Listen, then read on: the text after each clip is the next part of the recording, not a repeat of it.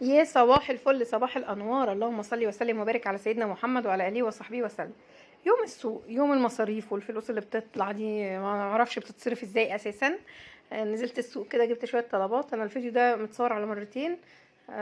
جبت الحاجات على مرتين، يعني مره انا رحت ومره بعت بياناتي هما اللي جابوا لي الحاجه. فهنا كده جبت بصل. انا بجيب البصل اللي بيقضيني ايه الشهر كله، مثلا 7 كيلو 8 كيلو حسب انا بهلك قد ايه. خلاص، فجبت بصل احمر وبصل ابيض. جبت الفلفل الاحمر ده هعمله هريسه شطه. وجبت برضو فلفل اخضر، يعني جبت كيلو فلفل احمر لهريسه الشطه، وكيلو فلفل ونص فلفل اخضر. وجبت بتنجان رومي عشان نعمل مسقعه. خلاص، بطاطس طبعا ب10 جنيه تعبيه، مش انا يعني هو اللي معبيها لي. وجبت خيار، جبت كيلو برضو خيار كان رخيص بس ما كانش عاجبني الشكل بتاعه، يعني كنتش قادره الف في السوق كمان. وهنا جبت ليمون عشان اعمل لكم مخلل. اوريكم بقى مخلل ليمون بالزيتون كده تحفه يعني. انا عملت برطمانين وخلص واحد منهم، وقلت الحق اعمل تاني قبل الزيتون ما يخلص. جبت جزر وسبانخ اللي انا عملتها في الفيديو اللي فات ده. جبت نص كيلو سبانخ عشان احنا مش ملناش فيها قوي، يعني حتى البياع بيقول لي ايه وانت تاكلي السبانخ دي لوحدك، محدش ياكل معاكي. والملوخيه، جايبه الملوخيه كيلو ب10 او كيلو وربع ب10، والله ما فاكره. عامه الخضار رخيص قوي، مش غالي. بس انا اللي خلى الحاجه غليت عليا ان انا جبت طماطم شلتها في الفريزر. يعني جبت كميه طماطم كده محترمه، عملتها صلصه وشلتها. جبت خضره برضو بتاع لو هعمل محشي اعمل سلطه اعمل حاجه. الكوسه برضو كان شكلها جميل قوي كده، يعني الفاصوليا الخضراء طريه وحلوه. الخضار في الشتاء تحفه، يعني اللي عايز يجيب خضار اتكل على الله، وفي الشتاء بقى يجيب يعني ياكل الخضار بجد. لكن هتخزنوه بيبقى في حاجات بتبقى طعمها مش حلو. دي بقى شروة الطماطم اللي انا اشتريتها، يعني كان الكيلو ب4 جنيه، فكان فرصة بقى ان انا اجيب كمية عشان اعملها صلصة. هنا كده ده شكل الخضار اللي انا جبته. بعد كده الفيديوهات الجايه بقى هتلاقوني عملت حاجات. لو اول مره بقى تشوفي القناه ما تنسيش تعملي اشتراك وتفعلي زر الجرس، تعملي كومنت حلو. هنا كده الزبده كان عندي، كنت جايبه زبده نيوزيلندي فقطعتها. وبعدت جبت بقى المسحوق.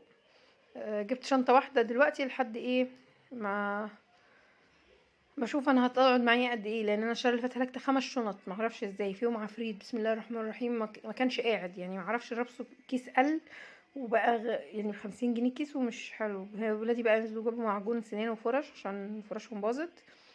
وجبنا صابون، جبت 8. ولو عوزت تاني بقى هشتري، يعني الشهر اللي فات انا خدت 12، دي صابونة 120 جرام، فانا حاساها اكبر من بتاع الشهر اللي فات.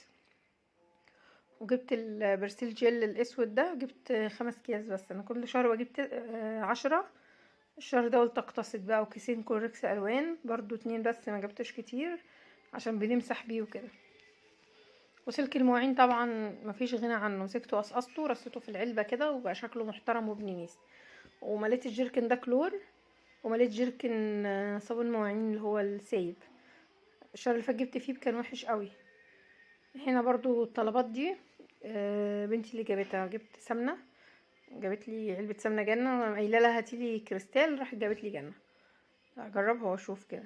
ولويا بقى وفاصوليا ومكرونة وشعرية وحركات بقى وكده. عايزه اعمل شعريه بلبن، نفسي فيها قوي، فمش عارفه هجيبها امتى. ودي النشا. الرز عندكم بكام؟ انا جايبه الرز ب18. والنهارده كنت في اكشاك بتاع اللي هي امان دي اللي جنب المترو، بتبقى جنب محطات المترو كده، فلقيت الرز بيتباع فيها ب15 جنيه، فجبت منه. فقولوا لي بقى الرز والسكر عندكم بكام؟ السكر برضو جايبه ب18، جبت 5 كيلو.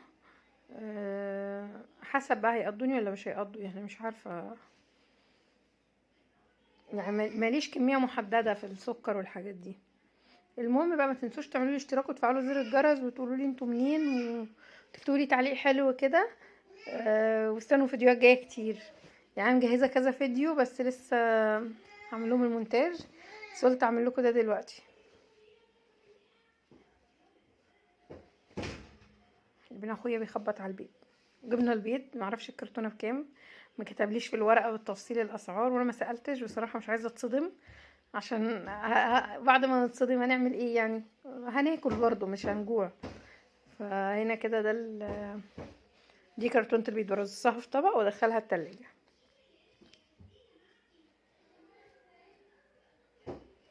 اشوفكم على خير الفيديو الجاي.